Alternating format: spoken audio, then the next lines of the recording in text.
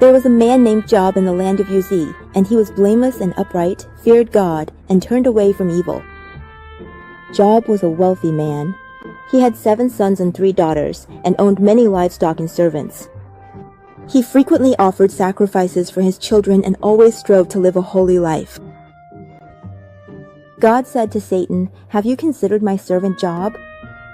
There is no one on earth as blameless and upright as he is." Satan replied, "Does Job fear God for no reason? Strike his possessions, and he will surely curse you to your face." God said, "Very well, everything he has is in your power. Only do not lay a finger on his body." Job greeted the morning as usual, calm and peaceful, but that day would turn his entire life upside down. The first servant came running and said, "The Sabaeans raided us, took the oxen and donkeys, and killed the servants with the sword." Before he had even finished speaking, another servant came running, gasping for breath. Fire fell from the sky and burned up the sheep and the servants. Right after, a third servant cried out. 3 bands of Chaldeans swept down, took the camels, and killed the servants. Finally, a 4th servant cried out, "A great wind struck the house where your sons and daughters were feasting, and the house collapsed. They are all dead." Job fell to his knees on the spot. He tore his clothes and shaved his head, but he did not blame God with his lips. Instead, he confessed this, "Naked I came from my mother's womb, and naked I will depart. The Lord gave and the Lord has taken away. May the name of the Lord be praised." But Job's wife told him to curse God and die. Satan appeared before God again and said, "If you strike his body, he will surely curse God." God permitted it. "But do not lay a hand on his life." Soon, boils broke out all over Job's body, from the soles of his feet to the crown of his head. He was in such unbearable pain that he sat among the ashes, scraping himself with a piece of broken pottery. News of Job spread far and wide, and his 3 friends, Eliphaz, Bildad, and Zophar, heard about his situation and came from afar to visit him.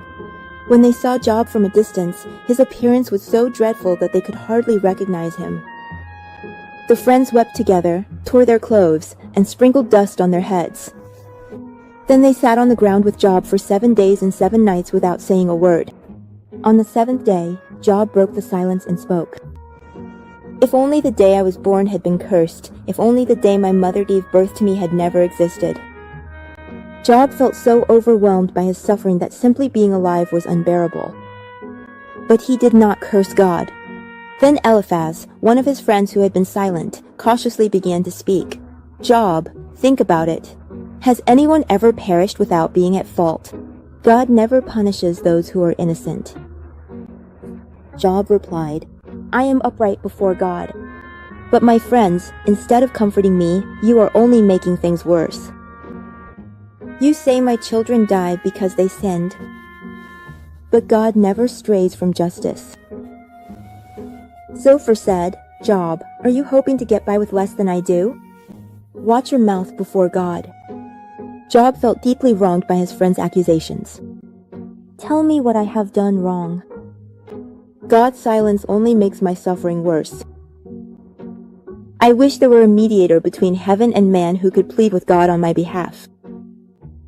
Job wanted to speak to God, but he didn't dare, so he wished someone could do it for him. The youngest friend, Elihu, said, "None of you have been wise or compassionate." "Job, you shouldn't insist so much on your own righteousness either. God is the one who refines and enlightens people through suffering." At last, a storm blew in from the sky, and in the midst of it, God's voice was heard. God's profound questions went beyond Job's knowledge and revealed the limits of humanity. God's purpose was not to rebuke, but to restore humility and trust. I had only heard of God with my ears, but now my eyes have seen him. Job was able to see God's greatness beyond his own suffering. God was angry with Job's 3 friends. "You have not spoken what is right about me, as my servant Job has." God had Job intercede for his friends, and when Job prayed for them, everything he had was restored twofold. He had 7 more sons and 3 daughters, and his daughters were the most beautiful in the land. Job lived another 140 years after this, saw his descendants, and died old and full of days. Job's life seemed ruined by suffering, but through faith it was rebuilt, and his latter days were even more blessed than his beginning. Job's suffering was never explained, but even so, he kept his faith until the end. He knows the way that I take. When he has tested me, I will come forth as gold. Today, we heard the story of Job, who endured unimaginable pain as a human being, yet overcame it all through faith. Thank you.